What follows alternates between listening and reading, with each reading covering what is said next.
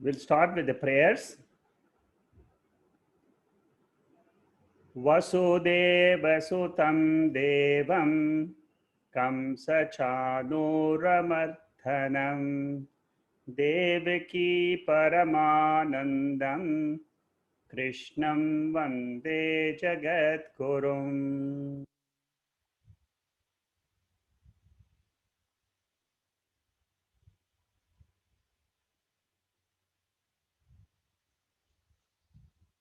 We are studying the 13th chapter, Kshetra Vibhaga Yoga. A very beautiful chapter teaching us that we are having two natures, a lower nature and a higher nature. Bhagavad Gita is famous for teaching two things, Yoga Shastra and Brahma Vidya. This chapter focuses mainly on the Brahma Vidya portion. Who am I is a universal question for all of us. And this is beautifully answered in this chapter. The methodology which is followed in this chapter is Arjuna's question of what is Kshetram, what is Kshetrajna, what is Prakriti, what is Purusha, what is Jnanam, and what is Jneyam. Three pairs of questions is what Arjuna asks. The entire chapter is an answer to these three questions. These three questions are basically technical questions. And very, very beautifully, Lord Krishna answers this question. At the same time, he also reveals to us our true nature. Normally, we take ourselves to be the body and the mind, and we conduct our whole life. We are not aware of another aspect of our own self, another facet of our own self, which is the spiritual self. That spiritual self is being revealed in this chapter. If we follow the methodology in this chapter, very carefully understand it in depth, there is no doubt that you will also realize the immortal self, the intrinsic self, the imperishable self, which is our core nature. There is a specific method to reveal this, which is a method called as Adhyaropa Apavada. And that is the method which is being employed in this chapter. We have seen how to look at ourselves as the Kshetrajna, the observer of the entire universe, and the observer of our body and our mind. At a lower level, this is called as ahamkara. At a higher level, the same seer, the same seeing principle is called as Kshetrajna. Kshetrajna, Purusha, Jneyam, all these three terms, they mean the same Sakshi or the consciousness, awareness principle, which is our true nature. When I learn to separate the ahamkara, the ego in us, which comes together with the gross body and the world, when I learn, this is a learning process, it's a teaching. I learn to understand how to separate my ego and the witnessing consciousness.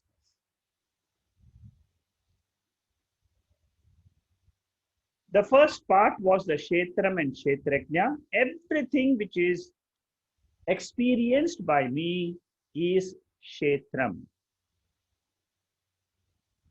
Whatever I see, whatever I hear, the entire universe is the Shaitram. And the seer, the awareness in me is the Shaitrajna. Then we learnt about Jnayam and Jnanam. Jnanam in this particular context means the 20 values which we need to cultivate to know this awareness principle. So Jnayam is the same as the observer, the consciousness or the awareness principle. Very well explained by Lord Krishna. The third section is the Prakriti and Purusha, which we started analyzing.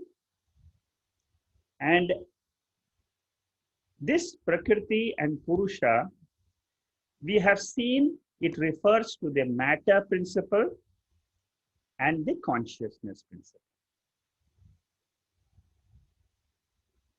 Matter is Prakriti, consciousness is Purusha.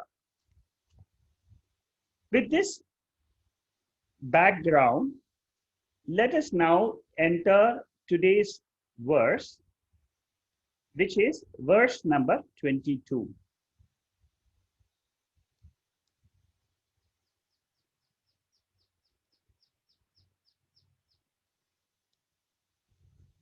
Purusha Prakriti Stohi Bhunkte Prakriti Jan Gunan Karanam Guna Sanyosya Sadasanyoni Janmasu. The Purusha means the consciousness or the awareness is located in this body. I am that Purusha, I am that consciousness. When I say I am, it refers to the consciousness aspect. And then we also have a body and we also have a mind. In this complex, body-mind complex, we experience the world. We experience the entire emotions in us. We experience our body the moment we wake up. So in the awareness consciousness, which is a general principle in this universe, this body is seen and then it is not seen. We have three states of consciousness: waking, dream, and sleep. All the three states belong to the ego, ahamkara. That is what we should learn in this particular section. Purusha is the consciousness. It is in the same place as the Prakriti. There is no difference in the place, in the location. The locus of Prakriti and Purusha is the same. So in order to experience my own higher nature, do I have to travel anywhere? No. This particular verse clearly tells us no travel is required. In the same spot, in ourselves. That is why we try to understand our nature better when we try to do meditation. Because in the meditation, the process is I try to remove the Prakriti element and own up that Purusha, that awareness, and be that awareness. And what here it says is that this consciousness, this appears as this ego, I, I am walking, I am working. This is what is called as karta bhokta. I am doer, I am enjoyer. This doership and enjoyership is what is called as the ego in us, ahamkara. Now, this ahamkara is born, it is born in this body. For some time, it enjoys being a doer and an enjoyer. Again, it takes up another body. Again, it becomes a doer and enjoyer. This is the nature of the universe which we are accustomed to. Whenever we are in the waking state, this is our experience. I experience myself in this body, and then I experience myself certain joys and sorrow. And then again, I go to sleep. Again, I get up. Again, I have the same type of experiences. It's a continuous process, not only in this birth, but also in future births. But here, Lord Krishna is trying to teach us that don't be an ego all your life. Learn where is this ego coming from. This is what is being explained here. This is called as Brahmavidya. That vidya, that knowledge about that consciousness is what is explained here. So it says that this consciousness, this Purusha, experiences the qualities of the body and the mind. And when it experiences our attachment to that qualities, suppose there are two ways in which I can say, yes, I'm attached to the body and mind. There is also another possibility. I am not attached. I only experience, and then I just tell myself, this is an experience and it is an appearance. So I am not attached. So that is what is being taught here. Don't be attached to the body and mind as the ultimate reality. It is a reality for transactions. This ego in us is a reality. That is what we call it as vyavaharika satyam. Transactional reality. And this attachment is the cause of the birth in good and evil wombs.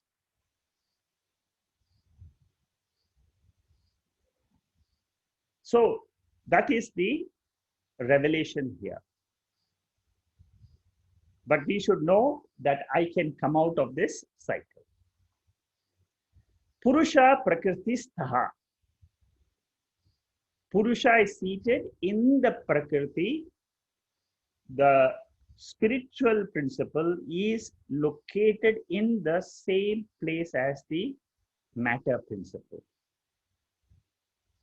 It identifies, and therefore this body becomes a conglomerate of cause and effect.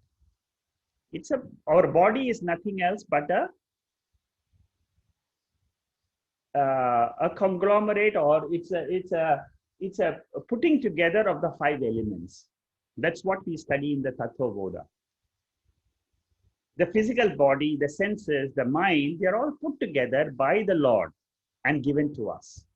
I am the indweller in this body, the ahamkara, the ego. This ego is what is trying to realize that it is not, this body is not its real self. The spiritual nature, that is, that Purusha is the real self.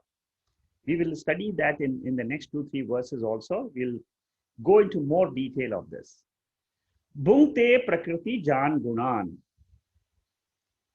So this jiva, which is a mixture of this matter and consciousness, which we call it as ahamkara, the ego principle, this is the jiva today. It suffers ups and downs of the body and the mind. Now, in the 14th chapter, we are going to study that these ups and downs are caused by the 3 gunas of Prakriti. Whenever we say Prakriti, it means nature. Nature consists of three aspects: sattva, rajas, and tamas. And these three aspects is what causes delusion in us. And this delusion is the cause for our attachment to this body. There is a non-apprehension of the real nature. I am this free, ever free spiritual nature, Kshetrajna. And this wrong understanding about myself creates a misapprehension, creates a error. And this error is called as ignorance, self-ignorance. Self-ignorance means I am ever free. You see, today I think I am the body, but what Lord Krishna wants us to know is I am not the body. I am independently existing pure consciousness. That is what we have been trying to separate in all these verses. The pure consciousness from the body and mind. Karanam guna sanghata. Karanam guna sanghata means joy and sorrow which are born in this body mind complex are the karanam, are the cause of my attachment to this body. I feel I'm very happy. I want to repeat actions which gives me happiness. That is an attachment to their body. But this happiness is caused by the mixture of gunas. Prakriti. Guna means Prakriti, nature. Whenever I'm doing something, it is the body which is acting in the world with the sense objects. Now here there is a small diagram which says, how does this attachment come? Self means the pure consciousness which I am in my sleep state, ever pure, ever independently existing. In order to know what is this pure consciousness, the best example is the sleep state. You wake up in that state and ask yourself, who am I? At that time, whatever answer you get, that is the answer of your true nature. I am without my body, I am without the world, I am without my mind. It doesn't mean I do not exist. It means I am the pure self. That is the teaching of the Upanishads. That pure nature of mind, I think there is, normally when we go to sleep, we say, I just went to sleep and I'll just get up. That's it. But we don't understand that in that state, I am existing in my real self. So here, in the waking state, what happens is, I get attached to joy, then I seek objects of happiness. That is one category of our actions and our attachment. The second is we want to get away from dukkham. Dukkham means sorrow. So I have certain aversion to events, objects, beings. I try to avoid certain situations. Throughout my life, what am I doing? I'm going after something or I'm trying to be away from something. If you analyze your day to day, you will understand there are certain actions we do to keep this body alive, physically alive. I eat, I exercise, I maintain my body. There are certain actions for that. But beyond that, if you analyze what was I doing, you were doing the duty to the family, to the society, and so on. That is a second type of action. While doing duty, the result of that action is sukham and dukkha. I feel happy, I don't feel happy, I feel sad. In certain actions, I feel I have not done my duty. So the end result of our actions is either joy or sorrow. And it is the joy which drives us to do more and more of that activity. It is the sorrow which draws us away from certain activities. This ego I, the ahamkara I, feels trapped in this body. This is called as bandhaha. Bandhaha means I am caught up in this body. How to free this nature of mind, this ahamkara, the ego I, that is the way to free up this ego is called as moksha.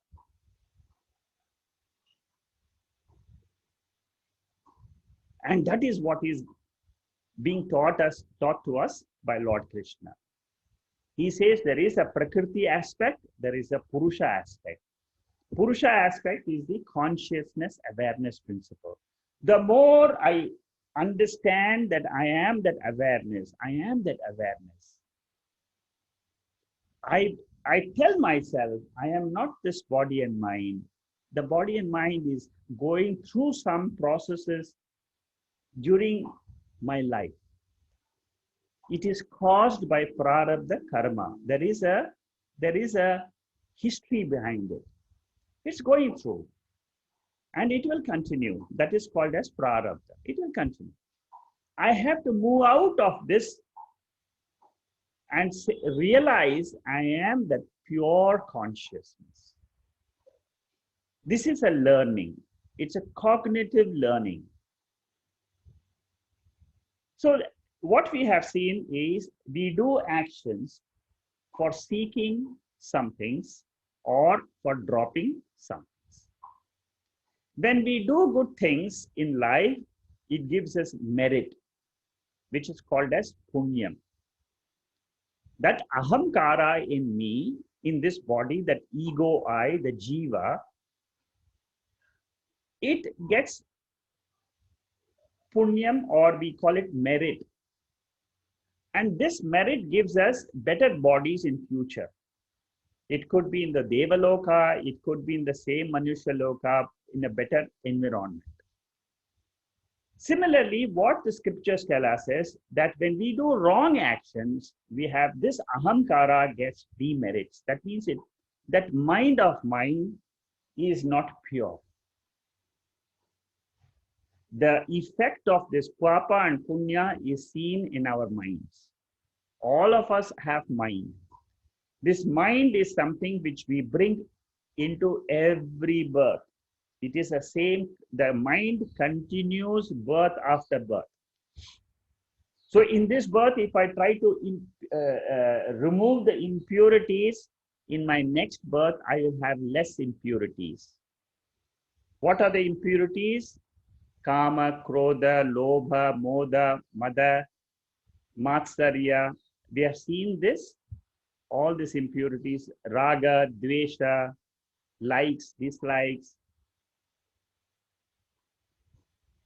desires, anger, jealousy. When you look into your own minds, you will find all these problems. Everybody's mind has got all this. There is no mind in the universe without these impurities. It is only a gradation, maybe a little bit more of one, less of another for different people. And that is the reason why we are born is to get rid of the impurities. Every birth, we become better and better. And a day comes when we come to this Bhagavad Gita or any other scriptural text, and there we are told, drop this ego and look at the sun above, the pure consciousness you are. Keep on reflecting on that pure consciousness.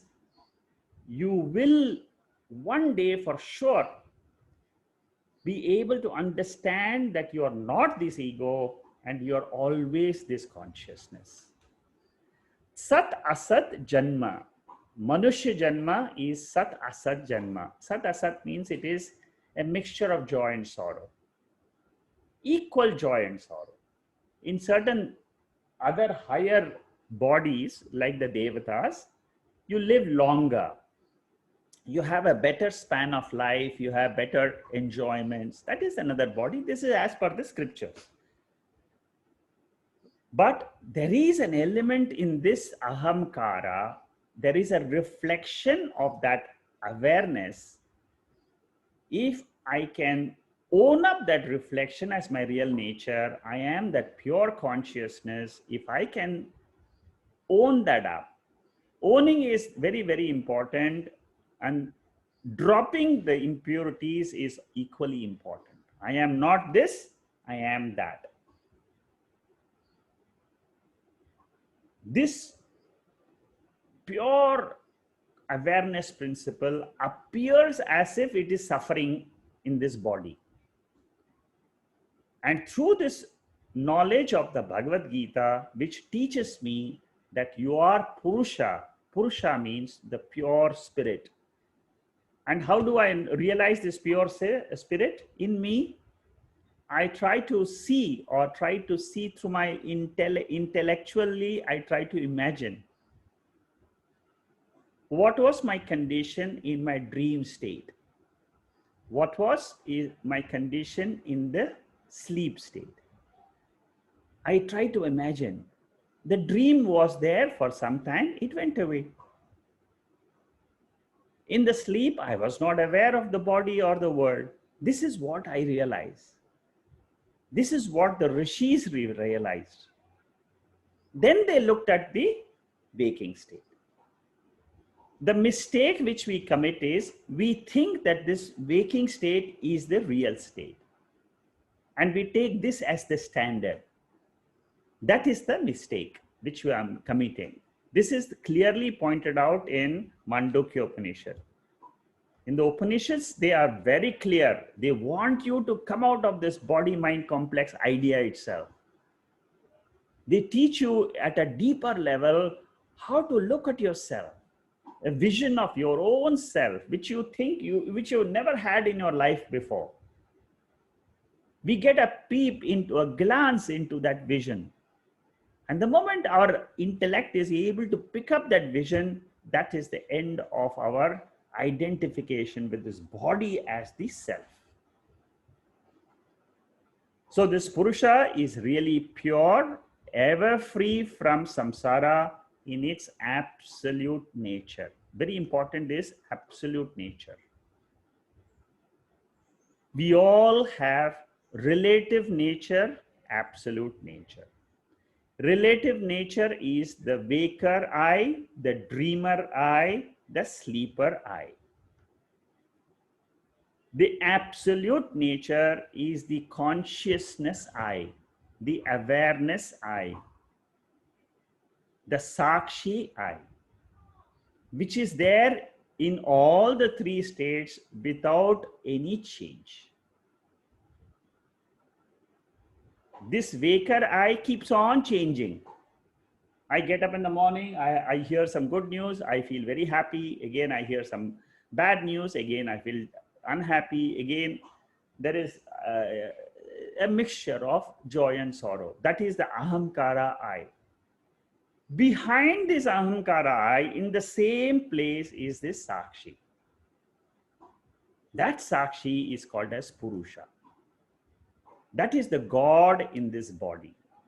You know, in the third verse of this chapter, 13th chapter, third verse, the Lord said, I am there in all the bodies. And that is what the Lord wants us to realize. That this Lord, which I've been searching all around in my life, in temples and pilgrimages, in books, in so many areas, in bhajans, in the YouTube, in the WhatsApp, in so many readings, I've been searching for this Lord. That Lord is there in me as this awareness, pure consciousness. ever there, ever changeless. That is the most important thing you should remember. When I close my eyes and I am trying to understand my nature, that consciousness never changes. It is there. It says, aham, aham, aham, I am here. So never are you lonely. You always have this sakshi with you. The mind, ahamkara, thinks that it is very lonely in a room, but no, there is a sakshi behind this ego I, which will never leave us, because that is our real nature. Now, how to understand this? There is a very beautiful example which is given in the Veda, which is what is depicted in the diagram below. See, you see a sun shining. That is called as Purusha. That is the real nature of mind. That Purusha, the spiritual essence in me, which I'm trying to understand. That is the real essence. Which is what? Which is beyond the body and the three states. You can see the body, mind, pot. I put a pot there. That pot stands for the body. When I say body, it means physical body, subtle body, and causal body. This pot stands for the three states of this body. It also stands for the panchakoshas, the five koshas. Now, this is where you should try to understand. I am that pure awareness, which is beyond the three states. That is why it is shown beyond, above this pot. Now, the reflection in this pot of that awareness is this ego I, ahamkara I. I say I am a waker. I'm enjoying this waking state. After some time, I go to sleep. I enjoy a sleep state. This ego I, the reflected consciousness, plus the mind. You see, we should always remember that reflection always exists together with the mind. So the jiva is this reflected sun in the pot of water. If the water is dirty, we say that the sun, the reflected sun, appears sullied. If the water is clear, there is no dirt in the water, pure water, then you can see the reflected sun very brightly. Same thing happens to us also. Then I am calm and peaceful. I can realize this pure awareness as my real nature. Suppose I am disturbed in my mind due to some situations outside. That reflection, that awareness gets disturbed. When the awareness gets disturbed, I think that I am that mind, the thoughts in the mind. This is the error. We have to correct ourselves and always remove this awareness from the mind and realize I am that pure sun which is always shining, which is always there, which is my real state, which I experience in my sleep state as the pure self. That is my real self. I have to keep remembering that again and again. That is what is called as aham brahma asmi. Aham brahma asmi means you are claiming that Purusha, that pure self which exists in sleep, without the body and mind, which has got no upadis, no nothing, it's got nothing. It exists. This is the fact of this universe. That is something which you must have total shraddha. I must believe there is something called as Atma, something called as the self, something called as the spirit. And The 13th chapter of the Bhagavad Gita is reminding me that I am that pure nature. I am not the body. I'm not this mind which is disturbing me, but the awareness. Once you have understood the diagram, then you can study the Excel sheet. The sun represents the untouched light, the pure, unsullied, unaffected. The sun. You see now the top, we first analyze the example of the sun, the muddied water, and the reflection. The ups and downs of the water does not affect the sunlight above. It may affect the reflected sun. The reflected sun in the muddy water goes through ups and downs of the water. Suppose the water, the wind of prarabdha, it shakes the water, it flows.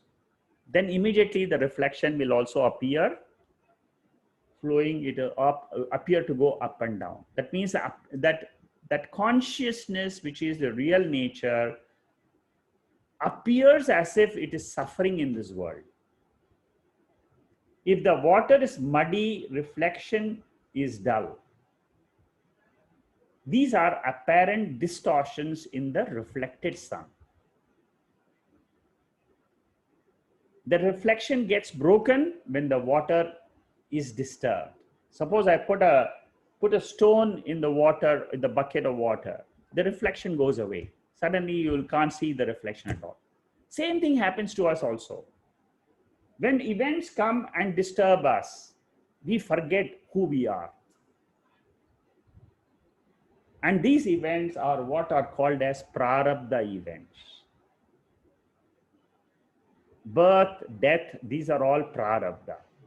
When I say prarabdha, means there is a law of nature which creates this body and which dissolves the body. There is a law.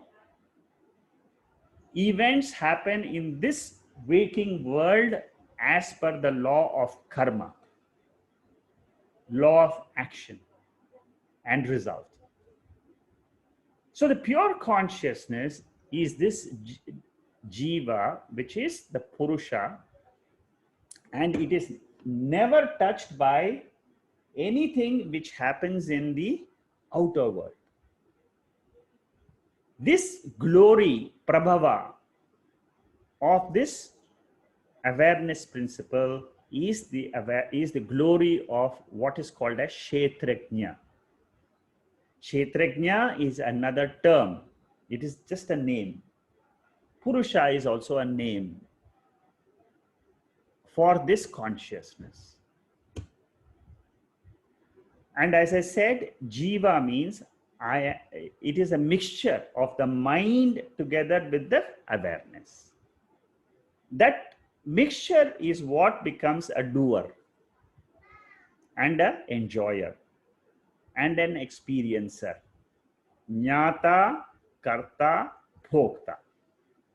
These are the three names which I get when I am reflected in this body, and I enjoy this body for some time. The whole day I do actions, I become a doer of actions, I enjoy the result of action, and it goes on. Life goes on like this.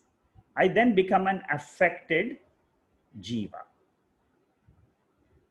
As reflection in this body, as ahankara, we will always be affected.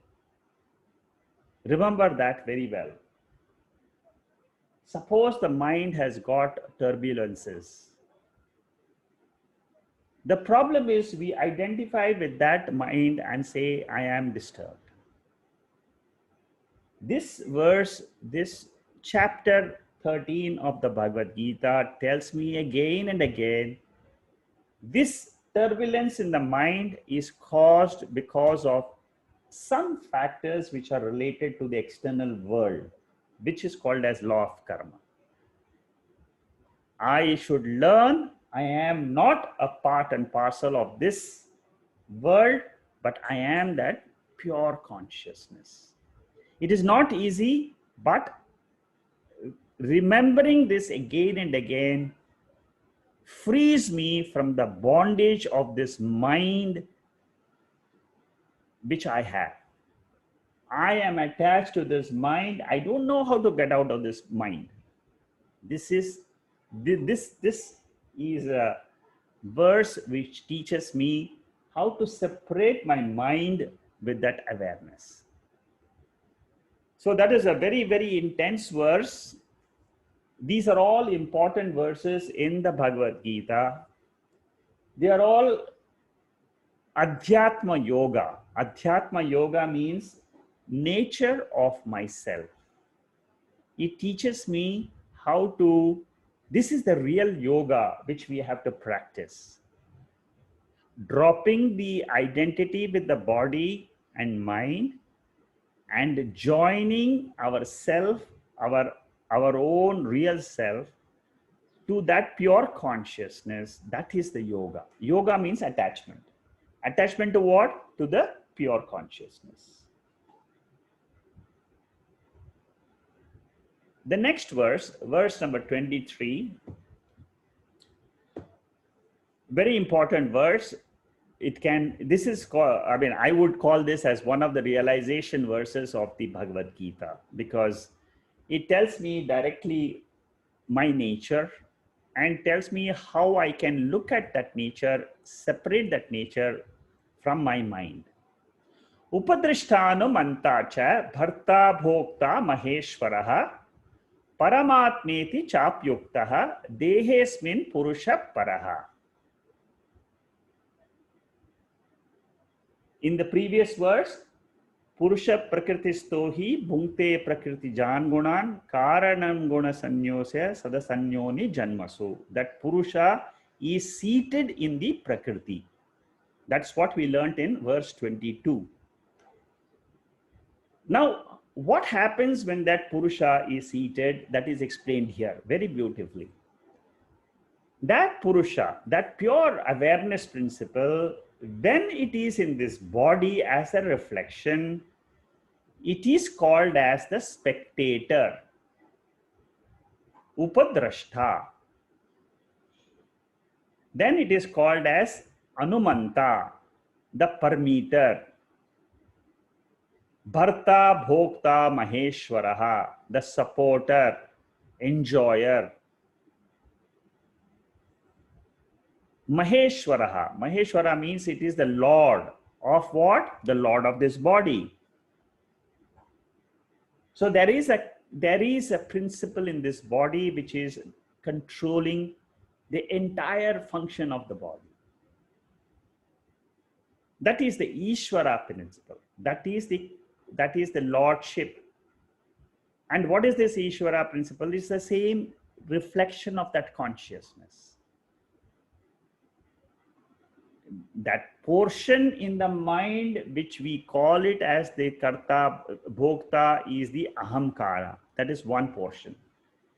Another portion of the same mind is this controller of this mind and body. So what is the nature of this supreme divine Purusha? See, Purusha is what? Consciousness, awareness. And it is divine. Why is it called divine? Why is it called supreme? Because it is of a higher reality. It is not perishing. It is always exists. That's why it's called as supreme. It's beyond the Prakriti, beyond the body level. Like the Veka, I will explain this. This verse will have a lot of meaning in it. I will go through them. You will come to realize this nature, because each one of us who's listening to this talk should be able to go to the depth, the core of our personality and realize this Purusha. That is the objective of our study. I want each one of you, if you are not able to, you can still ask me questions. Whatever we are studying, at the end, there is a chat box. You can put a question in the chat box. Again, I'm ready to go through the verse, explain to you how to go to the depth of our own personality. There are different methods. You see, all these methods are available to us. We only have to apply these methods in our own intellect, in our own mind, and realize it. That's all. So, asmin dehe, in this body, which is Prakriti Parinama. Prakriti Parinama means what? This body consists of 6 modifications, which are the effects of Prakriti. Karyam, it is an effect of Prakriti. There are 2 causes. I will explain that once we come below. So there are, and what are these modifications? We have seen in Tattva Bodha. These modifications are birth, growth, changes in the body, changes in the mind, modifications. For certain periods of our life, we remain constant. There's a birth, there is a growth, our body grows, our mind grows, it becomes mature, then it remains stable, and then it starts decline. And there is perishing. So these are the 6 modifications, vardate, all those things which you remember very clearly. So all these are modifications at the body level. Jayate, vardate, viparinamate, vinashyati, all these are different changes. Now, in this changing body, the jiva is an indweller. It is a separate principle. It is not to be mixed, because this body is what is seen. The jiva is not seen. It's invisible. So in this body which is seen, that is why, you see, when the body is born, we can see the body. Body dies, we can see the body is just gone away from our sight. So what is seen is only the birth and death, birth and death, birth and death, which is what is physically seen by us. But what is not seen is this consciousness, is this mind, invisible, is this jiva, which is attached to the mind. Because of changes in the body and mind, the jiva appears to be a karta, bhokta, jnata. You understand these 3 terms? Karta means doer, bhokta means enjoyer, jnata means experiencer or the knower. I know my body, I know the world. Pramata means I use the sense organs and I say I can experience the world, experiencer. So this knower, experiencer is the individual ahamkara. It is in this body and it has to realize that it can exist without the body. As in sleep, I know I exist without the body. And I am that supreme consciousness, in which the whole world comes and goes. So this cause, when we look at the universe in the Veda Anta portion, we say there are 2 causes. This is how they describe the universe. One cause is called as changeless cause. The changeless cause is this consciousness awareness. Changeless. See, we have never come across in our life something like this, to understand that in me there is something which is changeless.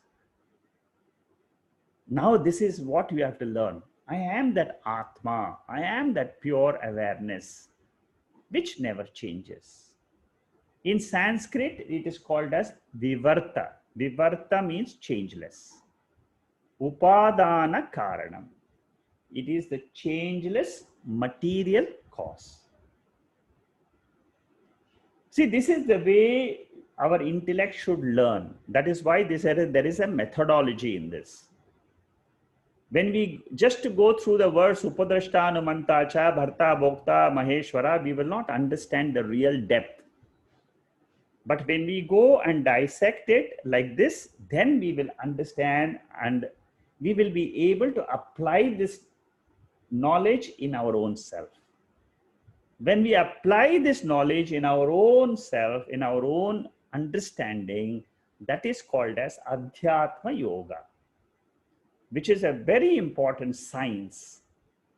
It is what we have to do to transform ourselves from being the ego I to the Sakshi I, or the pure I. So the second cause, one cause is the Vivarta Karanam, the changeless pure consciousness. Now, there is a second cause, which is changing. That changing cause is called as Parinami. Parinami in Sanskrit means changing. And Upadana Karanam means material cause. So therefore, in this body, there are two principles. One is the awareness, which is the changeless principle. And there is a material Prakriti portion, which is the changing principle. This is where the Prakriti and Purusha is being dissected. Purusha Paraha. Now we have to understand this awareness. In this body, there is two principles. There is a changeless principle and there is a changing principle. Now I am trying to understand what is this changeless principle. In me, what is the changeless? I'm trying to go a little bit more deeper. And when I go deeper, I have to understand that this awareness exists with the body, and this awareness exists without the body. This is a very important element in our understanding of ourself. Ourself, we say, I am the pure consciousness. But how do I understand this pure consciousness? By knowing that Prakriti, the changing element, is manifest and it is unmanifest. The changing element, the body mind complex, manifests during the waking state. It becomes unmanifest in the sleep state. But what happens to the changeless consciousness, the awareness? It ever remains changeless. It is the pure Sakshi. It is the pure consciousness. That is my real nature. So this diagram is extremely important.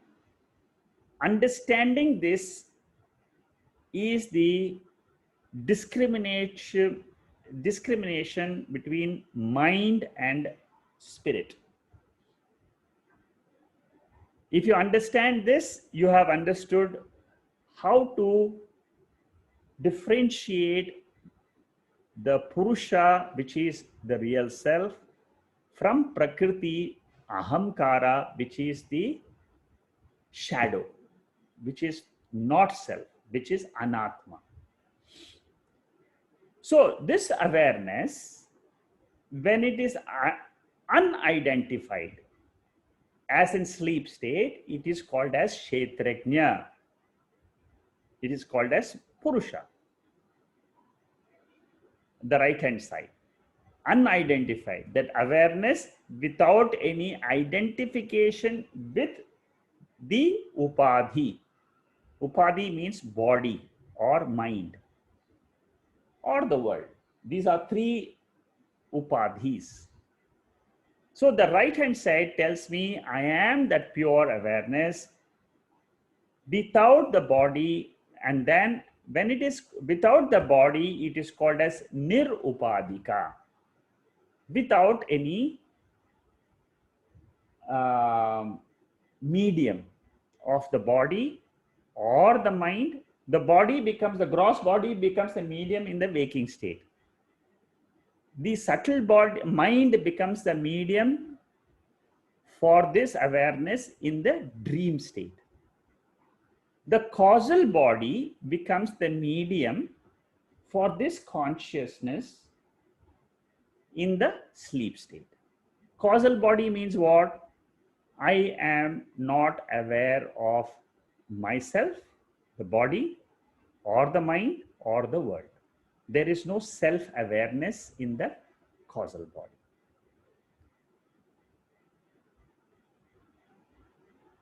I'm trying to explain the word nirupadika.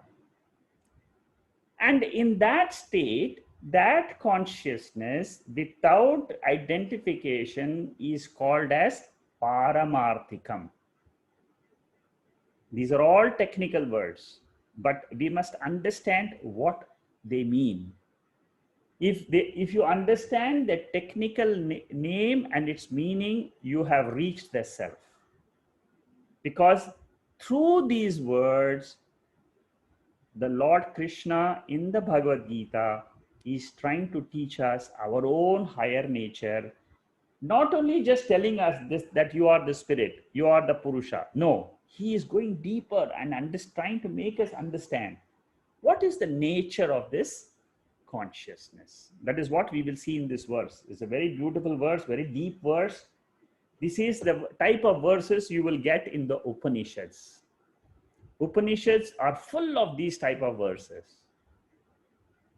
Each and every Upanishad will, if you understand this verse, you will understand whether I should enter the Upanishads, whether I like to enter or not.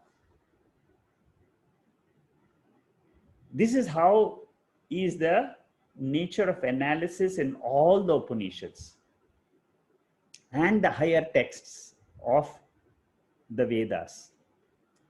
So this pure consciousness without the body is nitya asamsari. I'm trying to see the pure consciousness first, then I will compare it with the ahamkara. The same consciousness when it is attached or identified with the body and mind. That is the left side.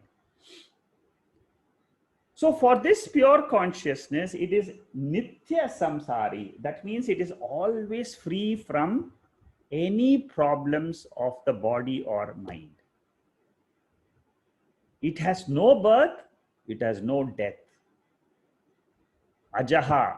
In chapter 2 of the Bhagavad Gita, we learned all these features from verse number 12 to verse number 25 of the second chapter. It is the same thing which is repeated here in the 13th chapter. Immortal I. This is what is called as the pure awareness, always existing, conscious. It is self-evident.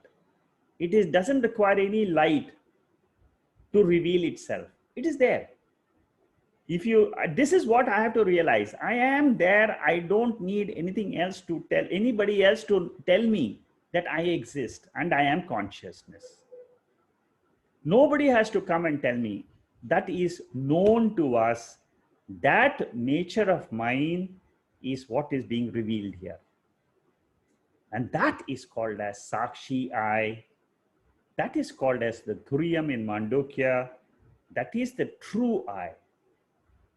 Paraha means it is beyond the body, mind, and intellect. It is of a higher nature, exactly like the waker is of a higher nature compared to the dreamer, compared to the sleeper. So this is a super waker. The consciousness is a super waker compared to the normal waker which I experience. And that super waker is called as pure awareness. Purusha Paraha. This is the Purusha Paraha. And what is our normal self which we take ourselves to be? That is the left-hand side. The same consciousness which when it is identified completely with the body, I am this body, I am so many years old, I am working, this is my qualification. These are all the mind's qualifications. I am so and so. Whatever we add to I am is the left hand side. And that is called as Jiva. And the right hand side is called as the Purusha or Kshetrajna. If you can do this demarcation in your own minds, this chapter 13 has served its purpose. This is the essence of chapter 13. This small diagram which you see right in front for this verse, that is why it is called as the realization verse. You understand this, you realize yourself. If you don't understand this, again and again, let your mind think. Let the mind go deeper, go deeper. It's like diving into an ocean. Suppose you're on the surface of the ocean. You will not know what is the depth of the ocean. Go deeper and deeper and deeper and deeper. Where? Not anywhere outside in the world, but into your own mind. And you will find that the depth is the real gem. In the depth of the ocean floor, you will find the substratum called as this awareness. So when you identify with the body, I am the body, I'm so and so years, I was born on so and so date, this all belongs to the ahamkara, the body. It is called as sopadika. Sopadika means it is with upadi. The upadi means it is a medium. It is with the medium I'm trying to identify myself. That consciousness, when I say I am Uma, I am Bhatt, I am Rohit, I am so and so, that name which I attach belongs to the body and the mind. But here I'm trying to understand the right hand side is the pure awareness. It is not any name given to a particular body. And this jiva or this name which is attached to this body is vyavaharikam. This ahamkara, the ego I, is in transactions. It has got mother, it's got father, it is a brother, it is a sister. Like this body is always related to the world. There is no ahamkara which is not related to the world or to the body or mind. Whether you are a Swami, whether you are a Prime Minister, it is the same thing. This is the nature of all of us. All human beings are of the same nature. We are made up of these two factors. One is the spiritual essence. The second is the ego, which is the reflection of that pure consciousness. I learned through this Bhagavad Gita, this two nature of mine. I learned to drop the lower nature of the ego, of the world of living as the ego, and own up the pure consciousness. So ahamkara, I, is a father I, mother I, the boss I am the boss in a company. All that is the ahankara together with the body only. That reflection, when I say ahankara means it's just a reflection, it's just a shadow. So how do I understand then? How do I learn to drop it? I learn to drop it by saying these are all experiences. They are valid, but they don't have an existence of their own. That existence is given by that pure consciousness. Ahamkara cannot be independently exist without the original consciousness. No reflection, no, in the mirror, you see your own reflection. Reflection cannot be there without the original face. Similarly, the original face is this pure consciousness, pure awareness. The false I, the mithya I, apparent I, is this same consciousness which is objectified awareness. specific awareness. In this particular body, there is an element of awareness. That element of awareness in this body is an specific, objectified awareness. Whereas there is a general awareness, which is pure awareness.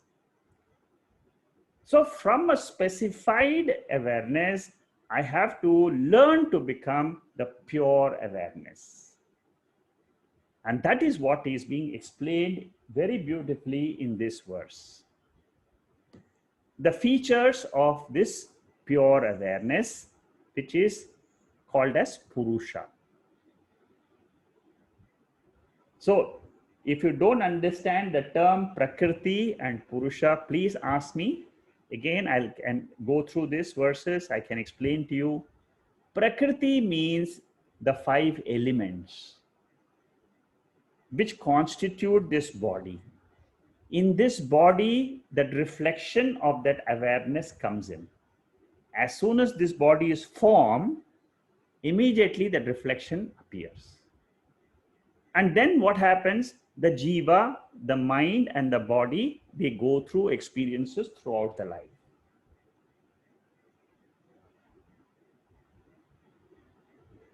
Upadrashta, samipastaha. Samipastaha means it is nearer to the body. This consciousness is near to this body and it becomes the seer.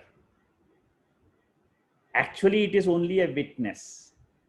It does not participate in the transactions. But the moment it is nearer to the body, Upa means nearer to the body, mind and intellect. The closest is the mind. That is why to get rid of our mind is very, very difficult unless you understand a process. If you go through the process of the 3 waking state of the 3 states, then you will be able to separate the mind and the awareness. Suppose you go through the process of the 3 bodies, again you will be able to understand and separate the awareness and the body. But this process you have to go through in your own mind. If you go through this process, you will be very clear and you will never have a problem of understanding this Purusha. I am this Sakshi, this witness. See, in a yajna, in a normal, in a ritual which you conduct, where you have a fire, we have 4 priests. In any ritual, generally there are 3 or 4 priests involved, and in the the word Upadrashta comes from that particular, because in the olden times most of the people were doing rituals. Now Upadrashta means a chief priest, the head priest. Now he knows everything of what each priest should do, which priest should put to the havan, which priest should prepare the bricks, which priest should get ready which priest should chant the mantra. So there is a head priest who knows all this, and this head priest is called as the supervisor. He understands when any of the priests they make a mistake, immediately he corrects them because he knows the mistakes. So the eyes, mind, intellect are also seeing, they are also acting, they are also the drashtas. Drashta means seer. The ears are hearing, the eyes are seeing, the nose is smelling. So what happens is the tongue is tasting. Now these are all the drishtas. Drishta means what? They are able to pick up the stimuli from the universe, from the world. And the real drishta is this awareness, the head. Upadrashta means the power in the eyes belongs to the awareness. Now they have reflected consciousness and then they become drishta, shrota. That means the eye is a seer, the ear is a hearer, The mind is a thinker. That thinker, taster, we give that to the sense organs, the title to the sense organs, but it is doesn't that power does not belong to them. It belongs to the consciousness.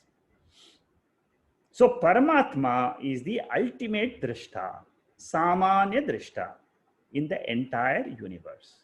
Here Paramatma means the same Purusha.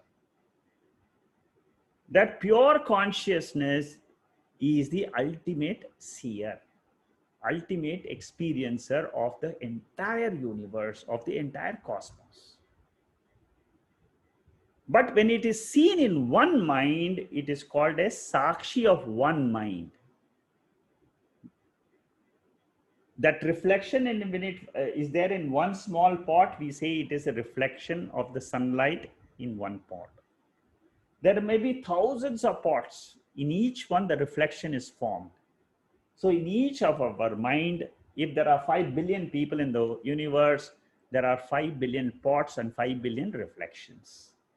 All these reflections, they all go back and resolve where? Into the same consciousness. So here what the Bhagavan is trying to bring out is, this Upadrishta is not a karta or a bhokta. The karta bhokta are the other priests. The other priests refer to the sense organs and the mind. But the real self is the Upadrishta. Like in a ritual, you have a chief priest who is the head priest, controls all the other actions which are done in the ritual. Similarly, there is an awareness principle which is behind the eyes, behind the ears, and that awareness is the Purusha. That is the meaning of the word Upadrishta. Upadrishta means above, it is near the normal seers, near the senses, but it is above them. Anumanta means it is in the presence. It permits. Anumanta means it permits. It's a permitter. In its presence, everything goes on. It allows the senses and the mind to function. In its presence, everything happens. So in the presence of awareness, consciousness, the body is alive. And the body is experiencing the universe. Therefore, we call it as a permitter. It permits the transactions to go on. Yasya sannidhi matrena means it is just being present. In the presence of sunlight, the activities are happening in the earth. Which means what? It is the sunlight permits all the transactions. Bharta means it makes everything live, sentient. Dharayita, it holds everything. It gives existence to everything. The whole world is existent, but the world doesn't have existence on its own. I am that Purusha which is lending the existence to the world. Without the awareness, consciousness, the world does not have the capacity to exist. I am the sentient principle, Bharta. I enliven. I give life to this body and the senses. Through this life principle in this body, I give life to the entire universe. Because it is this eyes and ears which are seeing the universe. Without the eyes and ears, there is no universe. That is why it is called as Bharta. Very deep meaning these are. The moment you understand that depth of these meanings itself, automatically while in the session itself, you can realize the self. That enlivening presence, that enlivening is my real nature. That is what is Lord Krishna trying to explain to us again and again. You're not the body and the mind. You're not the ahamkara. You are this bharta. Bhokta. Bhokta means it is aware of everything. Experiencer, the final experiencer. That is why we say the Lord is Sarvajnaha. Sarvajnaha means he knows everything. There is only one consciousness principle, one Purusha in this universe, and which is a knower. There is nothing else which we can call it as a knower. The table doesn't know itself. The stone doesn't know itself. The brick, the wall doesn't know itself. I am the one, I am the Purusha, I am the consciousness who is knowing the wall, who is knowing the table, who is knowing the body, who is knowing the mind, who is knowing the emotions, who is knowing the thoughts in the mind. I am that knowing principle.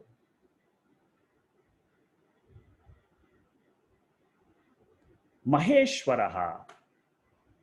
Maheshwara means this Purusha is not limited to one body.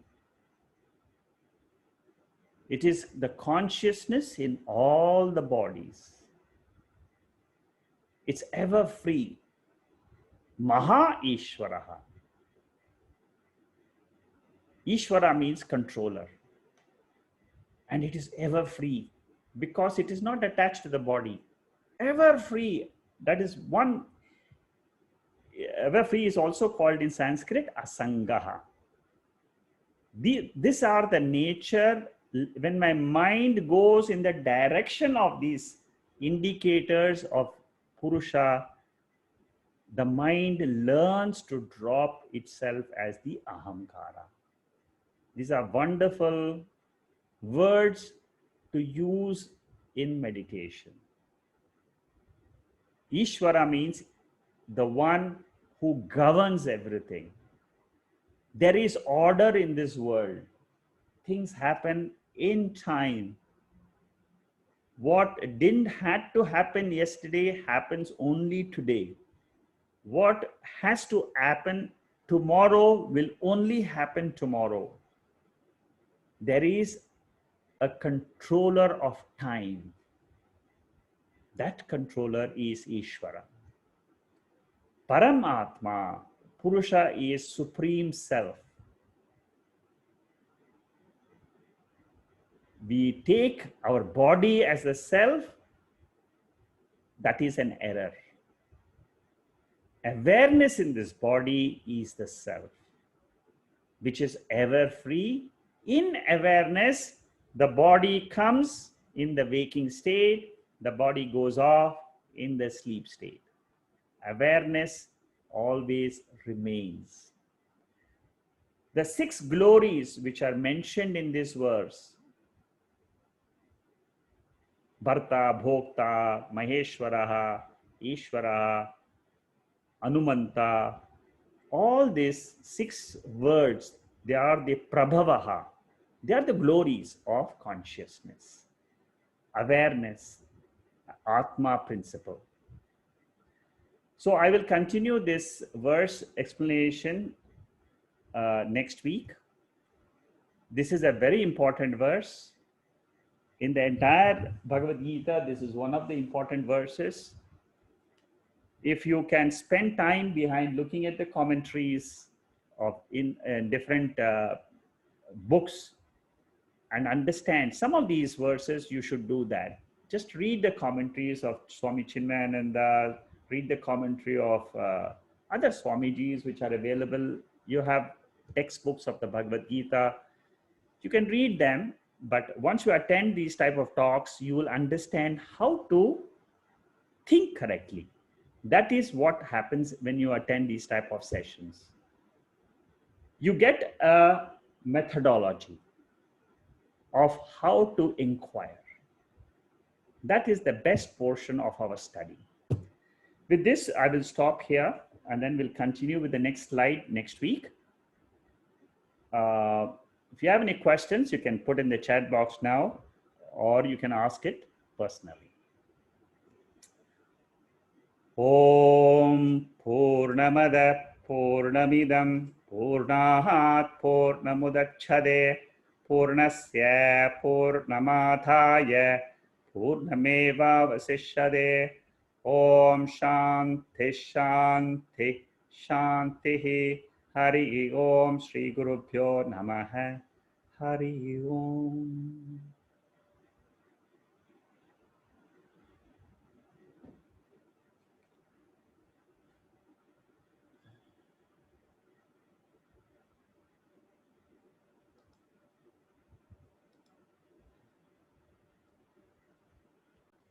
Is there any question from anybody? There's nothing on the chat box.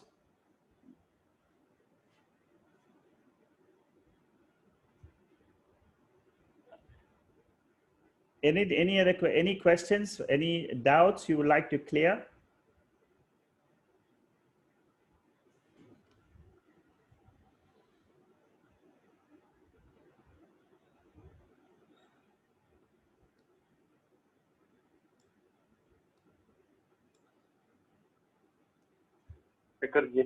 Yeah, but yeah, tell me. So the one question is that, no, like as a normal jiva, yeah, we consider the awakening status or the compared to the dream or the sleeping status, we consider that as some sort of a very important or otherwise the higher nature. Right? yes. But I think that the scripture seems to be directing us to look at it the other way, saying that this is the inferior nature, whereas compared to this inferior nature, probably the dream is slightly higher, and then you go to the sleeping nature, that is probably higher, and beyond that is the highest. Is that correct? Yes, from a Waker standpoint, actually what the way that Upanishads, the way they describe is, they say that beyond the sleep state is my real nature, but actually it is not this way we have to go, from waking to dream to sleep, and then you go. That's the learning, this is the way we are taught. Mm-hmm. This is the correct way. What you're doing is correct. That means from waking, I tried to understand that this dream is not my real nature, the sleep is not my real nature. Beyond that is my real nature. That is correct. But what the Upanishads want to emphasize is, you, after learning that this is the real nature, you try to start the journey from there. I am that pure consciousness. I am that pure nature. That is, after realization, you start the process from consciousness. Then what you do is, you say this waking state was just like a dream. It just went and came and went, because that pure state is your permanent state. That is your consciousness. That is awareness. For learning purposes, you're right. From the waking only, in the waking only, we try to understand that this waking is not the real reality. It is, the reality is actually beyond the three states. And this particular consciousness or awareness, even though we say it is beyond the three states, one very fundamental mistake we should not make is that particular, whatever it is, we call it as consciousness, sakshi, whatever it is there in all the states. It is there in waking, it is there in dream, it is there in sleep. How do you say this? Let us take the example of dream. In the dream also, you were the waker only.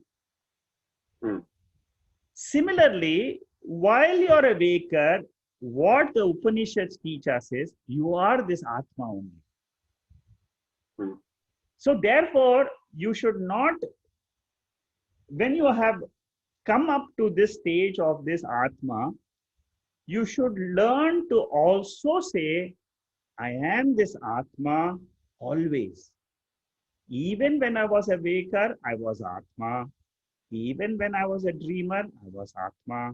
Even when I am the sleeper, I am the Atma. Exactly like when I was in dream, I was the waker. When I was in sleep, I was the waker. But now you have to rise one step ahead and become a super waker. This is what Swamiji calls it, super waker. Super waker means what? I learn to look at that. You have reached that level. Very good. Now what you have to do is become aware. I am that pure consciousness. And that is called as the super waker status. From the super waker status, now you always say to yourself, I am that pure consciousness. This waker was there. It will continue for some time. This waking dream, number 2, will continue. It will go off, but I am ever there. That is the ultimate realization. With that realization, you lead the life. That's all. Then you are free. This is the final method. Become a super waker and say, I am not that waker, I am a super waker. Exactly like in the dream itself, I was a waker only. Even when I was asleep itself, my status was of a waker status only. Now what the Upanishad or Gita is now teaching me is, while being in this waking state itself, realize I am one with Ishvara, I am one with that creator of this universe. My eyes cannot see that creator, but I have full trust. I have Shraddha in the Bhagavad Gita. So that is why they say one of the very important qualifications of a student is, I believe in the Bhagavad Gita. Bhagavad Gita is a pramanam. A pramanam means what? It is like the eyes. I have full faith in the Gita to reveal my nature. I have 100% faith. Like I believe eyes can see something and I say, yes, my eyes are seeing my mobile phone, the mobile phone exists. And my eyes are seeing a laptop, the laptop exists. My eyes are seeing the world exists. Similarly, I must also take the Bhagavad Gita as the eye for consciousness. And once I know that Bhagavad Gita is teaching me, this is my higher nature, I have learned through the Gita, I have studied 14 chapters of the Bhagavad Gita. But what is it trying to teach me? It is not teaching me I am but. It is not trying to teach me I am but with this body. I am but with the mind. That is not the purpose of the Gita. That is the lower nature. Drop it. The real purpose is I have to drop this lower nature and take that awareness as my higher nature. That is the ultimate prasadam. That is the benefit. That is the fruit of the study. So that is, once you have done that, I think your basic question was right. Your thinking was right. I'm also trying to teach you how to go about in the reverse direction. Understand what you tried to explain. So basically, my question was slightly different. What I was looking was, as a ignorant jiva, probably we are taking the awakening status as the supreme, or kind of much more valuable than the dream or the sleeping, right? Yes. But I was asking, is the scripture saying the other way? But then I think you have answered it saying that no, we are not trying to grade the 3 different types of awakenings in any wearer. What they are saying is all the three are one and the same. You ignore and jump ship to the Sakshi. That's correct. Okay, so don't get bothered about the three levels. They are stepping stones, understanding only. But move away from that totally. That's correct. Okay, understood. Thanks. Very good. Very good. Well done. Anybody else has any questions? Mr. Shekhar, Jacqueline here. Yeah, I have one question. Yeah. I wanted to ask, how do you resonate, okay, that you are in a state of realization? That's number one. And then you were talking about super waker. And I suppose that, you know, if you are when you resonate, and therefore you are equal to super waker. And if you're equal to super waker, that means whatever is, you're blissful all the time. Yes, you're right. You resonate as a peaceful person all the time. So that means that goal you're reaching there, even Yes. though, you know. Yes. Is that the way? That's the correct way. You have understood that 100%. The moment you are resonating as a super waker, you are peaceful itself. The mind is at peace. That's it. That means the mind is being controlled. Yes, the mind, the lower nature of the mind is controlled, and the mind itself has learned its higher nature to be peaceful. But then the consciousness is the one who is the master controller. Yes, the same ahamkara becomes the consciousness. Okay, right. So that means the blissfulness and the equanimity is equivalent. Yes, it is equanimity. It is there. That is why we say in the depth of your own true ahamkara, that I discover your higher peaceful nature. Okay. Okay, appreciate. And learn to abide there, because the more you abide there, the more peaceful you will become. The more you will enjoy your life. The abide is I mean, as a human, you are just reminding. Okay. That is the key.